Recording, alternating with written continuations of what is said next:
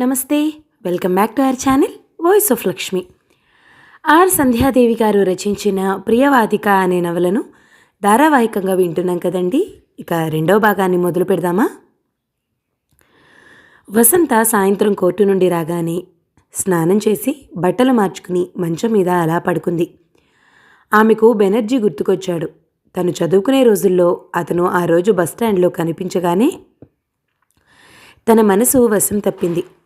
ఎవరిని చూసినా చలించని మనసు అతన్ని ఆ రోజు చూస్తూనే మనసు పారేసుకుంది. రాత్రి పగలు అతని గురించే ఆలోచనలు. ఆ రోజు చెల్లెలు కళ్యాణిని తీసుకుని షాపింగ్కి వెళ్ళింది. ముందుగా ఒక బట్టల షాపులోకి వెళ్ళారు.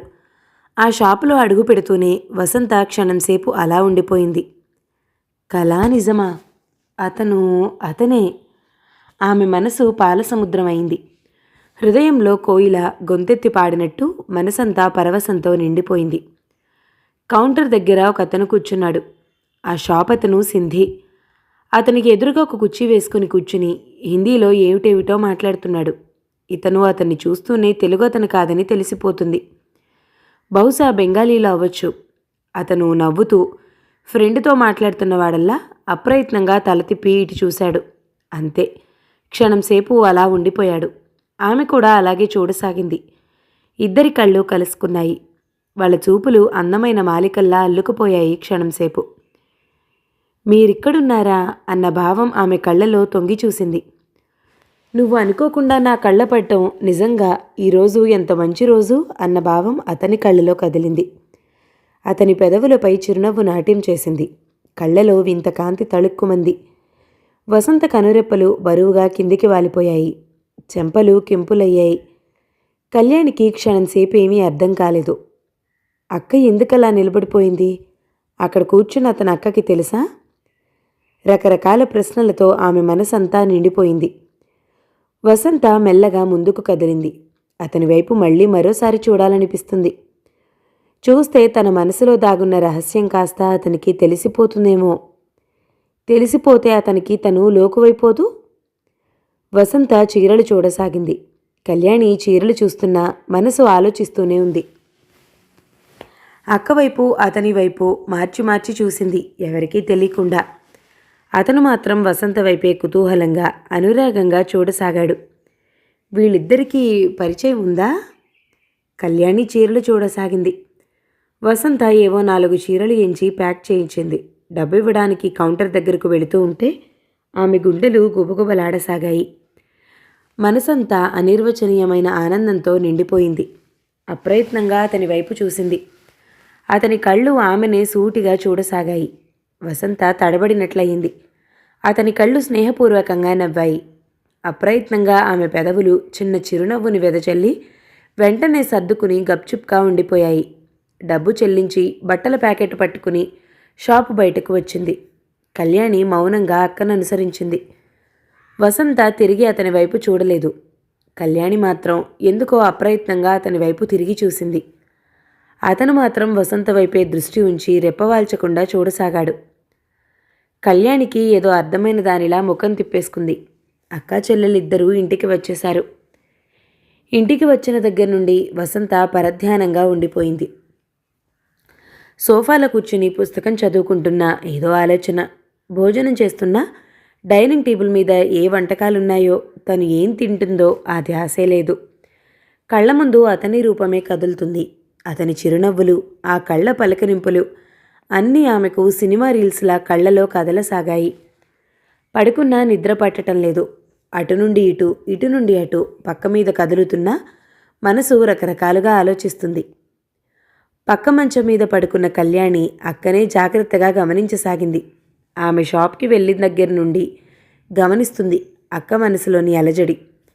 కళ్యాణి మరీ చిన్నపిల్ల కాదు, ఆ మాత్రం అర్థం చేసుకోకపోవడానికి. ఆమె కళ్ళ ముందు బెనర్జీ కదిలాడు. నిజంగా అతను చాలా అందగాడే. అయితే తెలుగు అతను మాత్రం కాడు. అక్క అంత పిచ్చిలో పడిపోయిందంటే అది ఆమె తప్పు కాదు. అతని అందం దర్జా అటువంటిది. మన కులం కాదు, మన తెలుగువాడు కాదు. అది ఒక్కటే సందేహించవలసిన విషయం. అక్కకి అతనికి పెళ్లి జరిగితే చాలా బాగుంటుంది. అక్క మనసులో ఏముందో తెలుసుకుని తను తల్లికి తండ్రికి చెప్పాలని నిశ్చయించుకుంది. వసంత గతమంతా ఆలోచిస్తూ అలా పడుకుంది. ఆమెకు కళ్ళనీళ్లు గిర్రున తిరిగాయి. ఆ రోజులు వెళ్ళిపోయాయి. ఆడే పాడే వయసు వెనక్కి వెళ్ళిపోయింది. నిండుగా, గంభీరంగా, హుందాగా, నిదానంగా ముందుకు సాగిపోయే రోజులవి. ఆ రోజులకి ఈ రోజులకి ఎంత తేడా! కళ్ళు గట్టిగా మూసుకుంది. గుండెల్లో బాధ సుడులు తిరగసాగింది. ఆమెకు వెంటనే మురళీధర్ గుర్తుకొచ్చాడు. అప్రయత్నంగా ఆమె ఎడంచెయ్యి గుండెలకు ఆనింది. గుండెలపై ఉన్న చీరని పిడికిలితో బిగించి క్షణంసేపు రెప్పవేయకుండా భయంతో అలా ఉండిపోయింది. అతని మనసు తన వైపుకి మొగ్గుతుందని తెలుసు. మురళీధర్ తనని ప్రేమిస్తున్నట్టు గ్రహింపవుతుంది. అదే నిజమైతే ఎలా? ప్రేమించటం గొప్ప, ప్రేమించబడటం గొప్ప? తను మురళీధర్ను ప్రేమిస్తే దీని పర్యవసానం ఏమిటి? బెనర్జీ, శ్రీరామ్ ముగ్గురు ఆమె కళ్ళ ముందు కదిలారు. వీళ్ల ముగ్గురి ప్రేమలు వేరువేరు. ముగ్గురూ తనని ప్రేమించేవాళ్లే. ఒక స్త్రీ ఒకళ్ళకే మనసిచ్చుకుంటుంది, ముగ్గురిని ప్రేమించలేదు. అలాగే తను బెనర్జీని మర్చిపోగలదా? శ్రీరామ్ మనసు? అతను పెళ్లి ముస్తాబులో పెళ్లిపీటలపై కూర్చోవాలని తన కొండంత ఆశతో చూసింది. ఆ ఆశ నెరవేరిందా? తను అనుకున్నది ఏం జరిగింది? కళ్యాణి గుర్తొచ్చింది. ఆమె తనకి తోడబుట్టిన చెల్లెలు. ఆమె అంటే తనకి ప్రాణం. చెల్లెలి భవిష్యత్తు గుర్తురాగానే కళ్ళనీళ్లు గిర్రున తిరిగాయి. ఈ సమస్యలన్నిటికీ పరిష్కార మార్గం ఏమిటి? తండ్రి బ్రతికి ఉంటే ఈ జీవితం మరోలా మారి ఉండేది. ఇప్పుడు గాఢంగా నిట్టూర్చి కళ్ళు మూసుకొని నిద్రపోవటానికి ప్రయత్నించింది. నిద్దట్లో కొన్ని బాధలు మర్చిపోగలదు. అయినా తనకి వేళ కాని వేళలో నిద్ర రాదు. టైం 8 గంటలైంది. భోజనం ఇంకా చేయలేదు. ఆలోచిస్తూ అలాగే పడుకుంది. వసంత కోర్టు నుండి యువతలకు వచ్చేస్తుంది. డ్రైవర్ కార్ సిద్ధం చేసి డోర్ తెరిచి పట్టుకున్నాడు. సాయంత్రం కోర్టు టైం అయిపోవడంతో మురళీధర్ కూడా యువతలకు వచ్చేశాడు. అతని కార్ డ్రైవర్ డోర్ తెరిచి యజమాని రాక కోసం ఎదురు చూస్తున్నాడు. కార్ ఎక్కబోతున్నా వసంతం అన్న మృదు గంభీరమైన స్వరం వినపట్టంతో చటుక్కున తల తిప్పి చూసింది. అతని కళ్ళు వింత కాంతిని దిద్దుకున్నాయి. గుండెల్లో తనకే తెలియని సంతోషపు పొంగులాంటిది పైకి వచ్చింది. అతని మనసంతా విచిత్రంగా మారిపోయింది. మురళీధర్ని చూస్తూనే ఒక చిరునవ్వు పెదవులపై హుందాగా దొర్లిపోయింది. కారులో కూర్చునే ప్రయత్నం మాని ఏమిటి అన్నట్టు ఇడు తిరిగి నిటారుగా నిలబడింది. రేపు సండే కదా, మీకు తీరికే అనుకుంటాను అంటూ తన మాటలకి తనే నవ్వేశాడు. తీరికే అన్న మాట వినటంతో ఆమెకు నవ్వొచ్చింది. తీరిక అంటే ఏమిటో లాయర్లకి తెలియనే తెలీదు. వృత్తిరీత్యా ఎన్నో ఆలోచనలు, ఆరాటాలు, భయం, సందేహాలతో మనసు పోరాడుతూ అనుక్షణం వృత్తి తాలూకా సమస్యలతో ఊపిరి పీల్చుకోవడానికి కూడా తీరిక ఉండదు. అదే మనకి తీరిక ఉండదనుకోండి, కానీ తీరిక చేసుకుని అలా మా ఇంటికి వస్తారేమో అని అంటూ నవ్వాడు. అతని వైపు ఎందుకు అన్నట్టు చురుక్కున చూసింది. ఆ చూపులకి అతను ఏమాత్రం బెదరని వాడిలా అతి మామూలుగా అన్నాడు. మా అమ్మగారు విహెచ్పిని దగ్గర ఉన్న వినాయకుడి కోవెలని చూడాలనుకుంటున్నారు. మిమ్మల్ని కూడా తీసుకురమ్మని మరీ చెప్పారు. మీరు వస్తే ముగ్గురు కలిసి కోవెలకి వెళ్ళి వద్దామని, మీకు అభ్యంతరం లేకపోతేనే. వసంతకి అలా అతనితో కలిసి వెళ్ళటం ఇష్టం లేదు. వాళ్ళమ్మగారు కబురు చేశారు. పైగా ఎక్కడికో కాదు, దేవుడి గుడికి. పెద్దామెతో కలిసి వెళ్ళటం తప్పులేదు. ఇంత చిన్న విషయానికి వాళ్ళ మనసు నొప్పించటం దేనికి? వస్తాను అని చెబితే మర్యాదగా తన మాటకి విలువిచ్చినట్టు ఉంటుంది అని నిశ్చయించుకుని, అలాగే వస్తానని మీ అమ్మగారికి చెప్పండి అంటూ చెప్పి కారులో కూర్చుంది. డ్రైవర్ డోర్ మూసి అటు తిరిగి వెళ్ళి కారులో కూర్చుని కార్ స్టార్ట్ చేశాడు. కారులో నుండి అతని వైపు చూస్తూ చెయ్యి ఊపి సీటుకి హుందాగా చేరబడింది. కారు ముందుకి ఉరికి పరుగులు తీసింది. వెళుతున్న కారు వైపే తదేకంగా చూస్తూ తేలిగ్గా ఊపిరి పీల్చుకున్నాడు. వెనుతిరిగి తన కారు వైపు నడిచాడు. మురళీధర్ ఇంటికి వెళ్ళగానే స్నానం చేసి బట్టలు మార్చుకుని కాఫీ తాగి తీరిగ్గా కూర్చుని పిఏ చెప్పేవన్నీ శ్రద్ధగా విన్నాడు. ఆ తర్వాత క్లర్క్ వచ్చాడు. అతడితో కొద్దిసేపు మాట్లాడి పంపేసి తన కోసం వచ్చిన క్లయింట్స్తో మాట్లాడడానికి హాల్లోకి వెళ్ళాడు. అతను హాలులోకి వెళ్ళగానే అక్కడ సోఫాలో ఆసీనులైన వాళ్లంతా లేచి ఒక్కసారిగా వినయపూర్వకంగా నమస్కరించారు. అందర్నీ చిరునవ్వుతో పలకరించి వేరే రూంలోకి వెళ్ళిపోయి కూర్చున్నాడు. పిఏ ఒక్కొక్కరిని వరుసగా పిలిచి అతనితో ప్రత్యేకంగా మాట్లాడే అవకాశం కల్పిస్తున్నాడు. వాళ్ళందరితోనూ మాట్లాడి పంపించేసరికి ఆ రోజు 10 గంటలైపోయింది. పిఏని కూడా పంపించేసి భోజనం చేసి అలసటగా మంచం మీద పడుకున్నాడు. అతనికి మనసంతా సంతోషంగా అనిపించసాగింది. వసంత రేపు తనతో గుడికొస్తానంది అనుకుంటే సంతోషం, నిజం తెలిస్తే ఏమనుకుంటుందో అన్న భయం అతని మనసులో పోటీ పడుతున్నాయి. ఎవరు గెలుస్తామా అని. ఆమెను ఒంటరిగా అలా ఎక్కడికైనా తనతో తీసుకువెళ్ళి ఆమె మనసులోని ఉద్దేశం ఏమిటో తెలుసుకుందామని. వసంత చెప్పే సమాధానంపై ఉంటుంది తన జీవిత నిర్ణయం. గాఢంగా నిట్టూర్చాడు. ఆ నిట్టూర్పులో ఒక విధమైన బరువు, ఆ బరువులో బాధ, బాధలో ఆవేదన, ఆ ఆవేదనలో అనురాగం, అనురాగంలో ఆరాటం, ఆరాటంలో పోరాటం అన్నీ కలగాపులగంగా తయారయ్యాయి. అతని కళ్ళ ముందు ఒక సుందర మధుర స్వప్నం కదిలింది. వసంతతోనే తనకి పెళ్ళైతే వసు, వసు, ఓ వసు, అతని కంఠస్వరం తీయగా మృదువుగా పిలిచింది. అబ్బబ్బా వస్తున్నా, తెచ్చిపెట్టుకున్న విసుగుతో గబగబా గదిలోకి ప్రవేశించింది. ఇక్కడ నా పెన్ను కనిపించటం లేదు, భార్య వైపు పరిశీలనగా చూస్తూ అన్నాడు. మీకు ఏమీ కనిపించవు అంది చిరుకోపంతో. అతను అమాయకంగా చూశాడు. మీ కళ్ళకి ఈ ప్రపంచమే కనిపించదు, నేను మాత్రం అలా మీ కళ్ళలో కనిపిస్తూనే ఉంటాను అంటూ మూతి బిగించింది. కరెక్ట్ అంటూ గట్టిగా నవ్వేశాడు. గొప్పే అంది రుసరుసలాడుతూ. వసు అంటూ మెల్లగా దగ్గరకు రాసాగాడు. ఉండండి, మీ పెన్ను వెతికిస్తాను అంటూ టేబుల్ వైపు వెళ్ళింది. అతను దగ్గరగా వస్తే ఆ తర్వాత ఏం జరిగేది ఆమెకు ముందుగానే తెలుసు. అందుకే మనసులో అదోలాంటి తీయని మత్తైన భయం కలుగుతుంది. అలాంటి భయం గనక వస్తే తనువంతా కంపించిపోతుంది. హృదయమంతా సంతోషంతో నిండిపోయి క్షణంసేపు మైమరిచిపోతుంది. అతను ఆమె వైపు విసుగ్గా చూశాడు. ఇప్పుడు మంచి సమయంలో పెన్ను వెతకాల ఏమిటి? మెత్తగా వెచ్చని కౌగిలిలో ఒదిగిపోకూడదు? అబ్బబ్బా, ఈ ఆడవాళ్ళున్నారే, పెళ్ళవటంతోటే సంసార తాపత్రయంతో తిరగట్లో కూడిన కందిబద్దలా అయిపోతారు. అతనికి ఒళ్ళు మండిపోయింది. ఇదిగో మీ పెన్ను, ఎదురుగా ఉంచుకునే ఆకాశం అంతెత్తి ఎగురుతారు, అంత కంగారే అంది భర్తకు పెన్నందిస్తూ. భార్య కళ్ళలోకి ఒక క్షణం అలాగే చూశాడు. ఆమె కూడా అలాగే భర్త కళ్ళలోకి చూసింది. ఇద్దరి చూపులు క్షణంసేపు అల్లుకుపోయాయి. ఆ చూపుల్లో ఎన్నో ప్రశ్నలు, ఆ ప్రశ్నల్లో ఎన్నో జవాబులు, ఆ జవాబుల్లో అనురాగం, ఆ అనురాగంలో ఆనందం, ఆ ఆనందంలో కోరికలు, అలా రకరకాలుగా అనిపించసాగాయి. అప్రయత్నంగా అతను 2 చేతులు చాపి కళ్ళతో దగ్గరకు రమ్మని పిలిచాడు. వసంత ముఖం పక్కకు తిప్పుకుంది. తన చెంపలు సిగ్గుతో ఎర్రబడ్డాయి. భార్యాభర్తల మధ్య ఉన్న అనుబంధం ఎంత తీయనిది, ఎంత చక్కనిది, మధురమైనది. ఆమె మనసంతా హాయిగా అనిపించసాగింది. భార్య దగ్గరికి రాకపోవడంతో మరి ఒక్క క్షణం ఆగలేనట్టు ఒక్క అడుగు ముందుకు వేసి ఆమె చెయ్యందుకుని దగ్గరకు లాక్కున్నాడు. ఊహించని ఆ సంఘటనతో తూలి అతని చేతుల మధ్య పడింది. మురళీధర్ గర్వంగా హుందాగా నవ్వుతూ 2 చేతులతో దగ్గరకు లాక్కుని గుండెలకు హత్తుకున్నాడు. అంతే, క్షణంసేపు ఏమైందో ఇద్దరికీ తెలియలేదు. మనసు శరీరం మత్తుగా అయిపోయాయి. అతని కొంటి చేష్టలకి చిలిపితనానికి తట్టుకోలేనట్టు ఒక్క విదిలింపుతో అతని చేతులు విడిపించుకుని దూరంగా పారిపోవాలనుకుంది. వసంతకి అది సాధ్యం కాలేదు. ఆ చేతుల్లో బందీ అయ్యి బయటపడే మార్గం కోసం గింజుకుంది. అయినా లాభం లేకపోయింది. ఒక క్షణం ఆలోచించింది ఈయన గారికి ఎలా మస్కా కొట్టాలా అని. అది గ్రహించి గర్వంగా ముఖం అదోలా పెట్టి కళ్ళు కొద్దిగా మూసినట్టుగా ఆమె వైపు చూసి నవ్వాడు.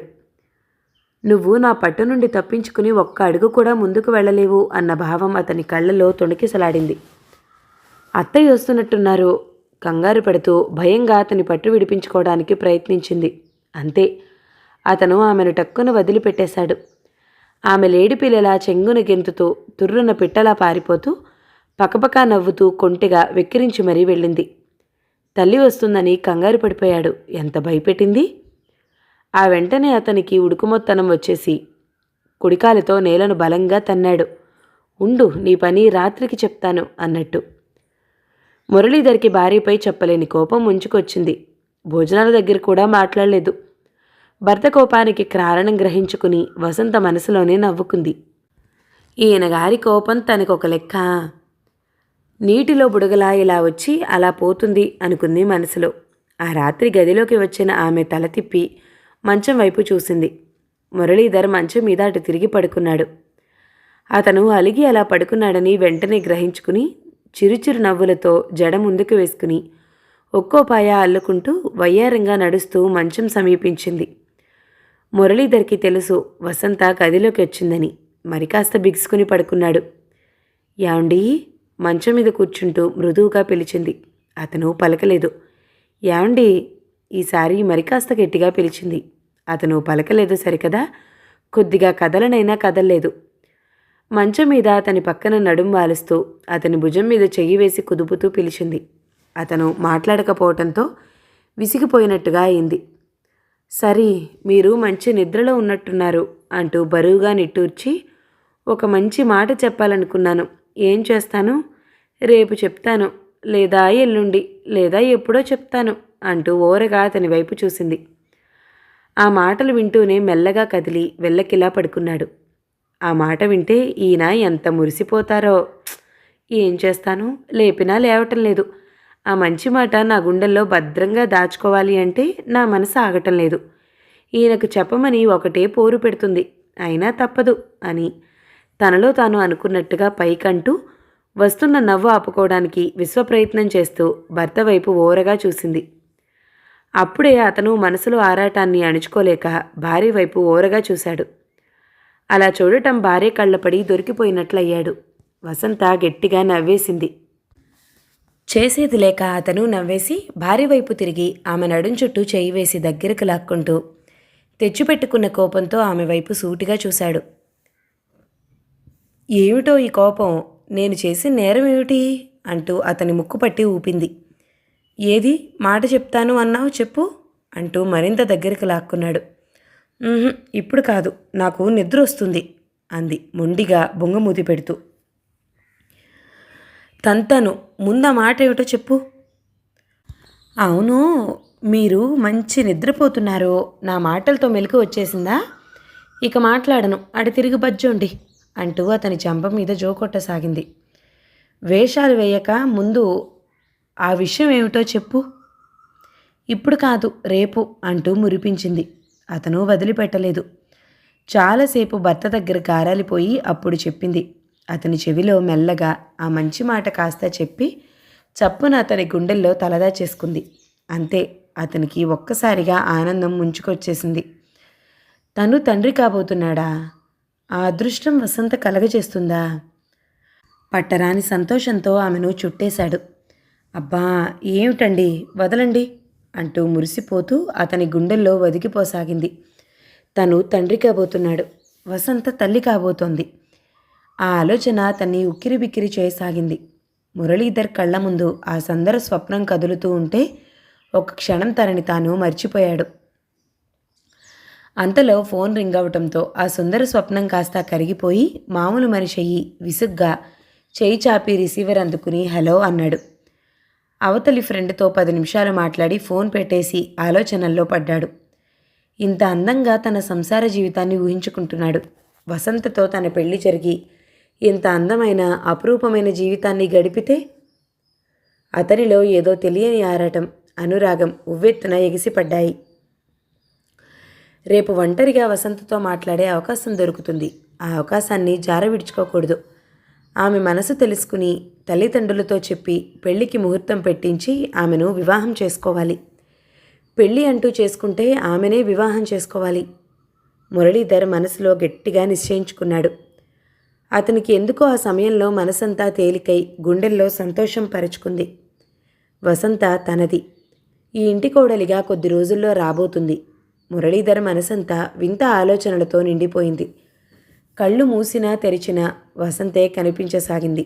మురళీధర్ ఆలోచనలు ఆపి కళ్ళు మూసుకుని నిద్రపోవడానికి ప్రయత్నించాడు. వసంతకి ఆ రాత్రి నిద్రపట్టలేదు. మురళీధర్ కళ్ళ ముందు కదలసాగాడు.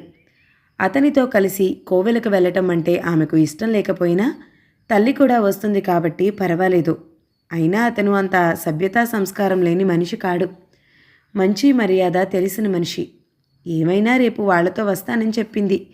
మాట తప్పకూడదు, వెళ్ళి తీరాలి అని నిశ్చయించుకుంది.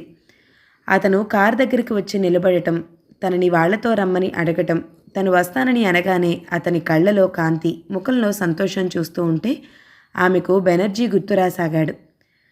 ఆ రోజు షాప్లో కనిపించిన తర్వాత మళ్ళీ అతను కనిపించలేదు. ఆ వేళ 5 గంటలకి పుస్తకం చదువుకుంటూ కుర్చీలో కూర్చుంది. కళ్యాణి మెల్లగా దగ్గరకు చేరి వెనక వైపు నుండి మెడ చుట్టూ చేతులు వేసి అక్క తలపై తన గడ్డం ఆంచుకుని గారంగా అక్క అంది. ఏమిటి రాగం అన్నట్టు తలపైకెత్తి చెల్లెలి వైపు చూస్తూ అంది. అక్క మళ్ళీ పిలిచింది. ఈసారి కొద్దిగా విసుగ్గా దీర్ఘం తీసింది. నిన్నొక మాట అడగనా? ఏమిటి? అనుమానంగా చెల్లెలి వైపు చూసింది. అడిగితే నిజం చెప్తావా? అసలు విషయం ఏమిటో తెలియకుండా నేనేం చెప్తాను? ఆ రోజు షాప్లో కనిపించిన అతను నీకు తెలుసా? ఆ మాట వినటంతోటే గతుక్కుమన్నట్టయింది. వెంటనే ఏం మాట్లాడలేదు. చెప్పక్క గారంగా అంటూ ఆమెకు ఎదురుగా ఉన్న కుర్చీలో కూర్చుంది. వసంత చూపులు నేలకు అతుక్కుపోయాయి. తన మనసులో విషయం చెల్లెలు పసిగట్టేసిందా అని గుండెలు దడదడలాడసాగాయి. ఈ విషయం తల్లిదండ్రులకు తెలిస్తే తమ తెలుగువాడు కాదు. ఆమె మనసులో ఏదో భయం లాంటిది పుట్టి అది క్రమక్రమంగా పెరిగిపోయి శరీరమంతా వ్యాపించి మనిషి కంపించిపోయింది. అక్క మనసులో కల్లోలం గ్రహించి మెల్లగా అంది. అక్క, నేనెవరికీ చెప్పను, నీ మీదొట్టు. అతను నాకు చాలా నచ్చారు. నువ్వు అతను పెళ్లి చేసుకుంటే ఎంతో బాగుంటుంది. ఆ మాటలకి చెల్లెలి వైపు చూసింది. ఆమె నవ్వుకుంది. ఆ నవ్వులో నిజమైన ఆనందం గోచరించింది. వసంత కళ్ళలో కాంతి తళుక్కుమంది. నిజమా అన్నట్టు చెల్లెలి వైపు చూసింది. నిజమే అన్నట్లు నవ్వింది కళ్యాణి. వసంతకి ధైర్యం వచ్చినట్టు అయ్యి తేలిగ్గా ఊపిరి పీల్చుకుంది. అక్క చెప్పవా? నాకు తెలీదు మెల్లగా అంది. పో, నేను నమ్మను, నీకు తెలుసు. నిజం, నాకు తెలీదు. తెలియకుండా అతను నిన్ను చూసి నవ్వాడా? సూటిగా ప్రశ్నించింది. ఆ మాటతో ఆమె కనురెప్పలు బరువుగా కిందికి వాలిపోయాయి.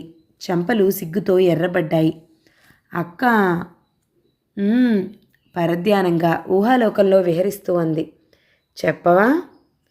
నిజం కళ్యాణి, నాకు అతనెవరో తెలీదు అంది చెల్లెల్ని నమ్మించడానికి ప్రయత్నిస్తూ. మరి అతను అలా చూసి నవ్వగానే నువ్వు అలా తడబడిపోయినట్టయిపోయి అలా ఉండిపోయావు. మీకు అసలు పరిచయం లేదా? లేదు, 2 సార్లు చూశానంతే. అదే పరిచయం అనుకోవాల్సింది. అయితే మీరెప్పుడూ మాట్లాడుకోలేదా? మరి అలా అయితే మీ పెళ్ళి ఎలా జరుగుతుందనుకున్నావు? ఈసారి కళ్యాణి టీవీగా ప్రశ్నించింది. ఆ మాటకి ఒక్కసారి అదిరిపడినట్టు అయోమయంగా చూసింది చెల్లెలి వైపు. కళ్యాణి అక్క వైపు చూసి ఫక్కున నవ్వుతూ, అమ్మాయి ప్రేమించగానే సరికాదు, పెళ్ళాడే ధైర్యం కూడా ఉండాలి. మూగ ప్రేమ త్రోవ చూపదు. అంటే అడిగింది. ఆమెకు నిజంగానే అర్థం కాలేదు. అంటే అతని వివరాలు తెలుసుకోవాలి, అతనితో మాట్లాడి పరిచయం పెంచుకోవాలి, తెలిసిందా అంటూ చెప్పి అక్కడి నుండి తుర్రున పారిపోయింది. చెల్లెలు వెళ్ళిన వైపే చూస్తూ అలా కూర్చుండిపోయింది అదే విషయం ఆలోచిస్తూ. వసంత ఆ రోజు బస్టాండ్లో నిలబడింది ఫ్రెండ్ ఇంటికి వెళ్ళడానికి. బస్సు ఇంకా రావటం లేదు. విసుగ్గా చేతివాచి వైపు చూసుకుంది. త్వరగా వెళ్ళొచ్చేద్దామంటే ఈ బస్సులు ఒకటి టైంకి రావు అనుకుంది మనసులో. చూపులు మాత్రం అటే ఉన్నాయి. హలో అంటూ విష్ చేశాడు. అతని కంఠస్వరం వింటూనే తుళ్ళిపడి తల తిప్పి చూసింది. అంతే, ఒక్క క్షణం అలాగే ఉండిపోయింది. కళా నిజమా? అతను? ఆమెకు వెంటనే ఏం మాట్లాడాలో తోచలేదు. తడబడినట్టు అయ్యి వెంటనే తనకు తాను సర్దుకుని చిరునవ్వు నవ్వింది. అతను ఆమె వైపు అలాగే నవ్వుతూ చూడసాగాడు. You are going to your friend's house అంటూ నవ్వుతూ అడిగాడు. అవును అన్నట్లు తల ఊపింది. మీకు అభ్యంతరం లేకపోతే మిమ్మల్ని మీ ఫ్రెండ్ ఇంటి దగ్గర డ్రాప్ చేస్తాను అన్నాడు. అతను ఆ తెలుగు మాట్లాడటంలో చాలా యాసగా, అదోలా, యువతలు వినేవాళ్ళకి నవ్వు వచ్చేలా తమాషాగా గమ్మత్తుగా ఉంది. వసంతకి నవ్వొచ్చినా నవ్వకుండా మామూలుగా అంది. No thanks, I will go by bus. ఆ చెప్పడం చాలా శాంతంగా మృదువుగా ఉంది. అతను క్షణంసేపు ఆమె వైపు చూసి నవ్వేస్తూ అన్నాడు. నేను ఊరికే మర్యాద కోసం అడిగాను. మీరు తెలుగమ్మాయి అనే తెలుసును. తెలుగమ్మాయిలు అలా రారు. అందుకే మీ తెలుగు పద్ధతులు నాకు చాలా నచ్చుతాయి. ఆమెకు నవ్వాపుకోవటం కష్టమైపోయింది. ఏమి, ఎందుకలా నవ్వుతున్నారు? ఆమె ఏం లేదు అన్నట్టు తల తిప్పుతూ మాట మార్చడానికి ప్రయత్నించింది. నాకు తెలుసు మీరు ఎందుకు నవ్వుతున్నారో. నా తెలుగు చాలా చెత్తగా ఉందనుకుంటాను అంటూ నవ్వేసి అన్నాడు. ఏం చేయమంటారు? నాకు తెలుగు మాట్లాడటం చాలా ఇష్టం. తెలుగు వాళ్ళంటే నాకు చాలా గౌరవం. అందుకే నేను తెలుగువాణ్ణి అనిపించుకోవాలని తెలుగులో మాట్లాడుతున్నాను. నేను బెంగాలీని అంటూ చెప్పాడు. ఆమె నవ్వి ఊరుకుంది. ఇంకేం మాట్లాడలేదు. మీరేమీ అనుకోనంటే చిన్న మాట అంటూ ముఖం అదోలా పెడుతూ ముఖమాటంగా అన్నాడు. ఏమిటి అన్నట్టు ఆశ్చర్యంగా చూసింది అతని వైపు. అతను క్షణంసేపు తటపటాయించి మెల్లగా చెప్పాడు. మీతో ఓ పావుగంట ప్రత్యేకంగా మాట్లాడాలని చాలా రోజులుగా అనుకుంటున్నాను. మీరు ఏమీ అనుకోను అంటే రేపు సాయంత్రం లీలామహల్ సినిమా హాల్కి వస్తారా? అతను అంత ధైర్యంగా అలా అడిగేసరికి ఆమె క్షణంసేపు బిత్తరపోయినట్టయింది. అతను ఆమె వైపు వేడుకోలుగా చూశాడు. అతనంటే ఆమెకు ఇష్టం. ఇష్టమైన వ్యక్తిని ఆరాధించటం మొదలుపెట్టిన దగ్గర నుండి అతని మాటే వేదంగా అనిపించసాగింది. అతని మాట తోసిపుచ్చడానికి ఆమె మనసు ఒప్పలేదు. అలా అని త్వరగా బయటపడిపోవడానికి ఇష్టపడలేదు. అలాగే, రావడానికి ప్రయత్నిస్తాను అంది. అతని మాట కాదనలేక వస్తానన్నట్టు. తనకి అలా రావటం మాత్రం ఇష్టం లేదు అన్న అర్థం వచ్చేటట్టు. ఆ మాటకి అతను నవ్వాడు. ఆ నవ్వు ఎంతో అందంగా, హుందాగా, చక్కగా వెన్నెల విరబూసినట్టుగా ఉంది. అలా పైకి అన్నా నీ మనసేమిటో నాకు తెలిసిపోయింది అన్న భావం ఆ నవ్వులో, ఆ కళ్ళలో తొంగి చూసింది. మీరొస్తారు నాకు తెలుసు అంటూ నవ్వి మోటార్ బైక్ పోనిచ్చాడు. అతను నవ్వుతూ చెయ్యి ఊపాడు. వసంత అతని వైపే చూడసాగింది కనిపించేంతవరకు. రేపు అతనితో సినిమాకి వెళ్ళాలి అనుకుంటే ఏదో తెలియని ఆనందం. మనసులో ఏదో భయం, గుబులు. తనకి ఒంటి మీద తెలివుండే చేస్తుందా? ఎవరైనా చూస్తే? ఫ్రెండ్ ఇంటికి వెళ్ళి తిరిగి వచ్చినా అవే ఆలోచనలు చుట్టేయసాగాయి. ఈ సంగతి కళ్యాణికి చెప్పాలనుకుంది. అందుకు ఆమె మనసు ఒప్పలేదు. చెల్లెలు ఎవరికైనా చెప్పేస్తుందేమోనని భయం. ఎందుకనో ఈ విషయం ఎవరికీ తెలియకుండా రహస్యంగా దాచుకోవాలనిపిస్తుంది.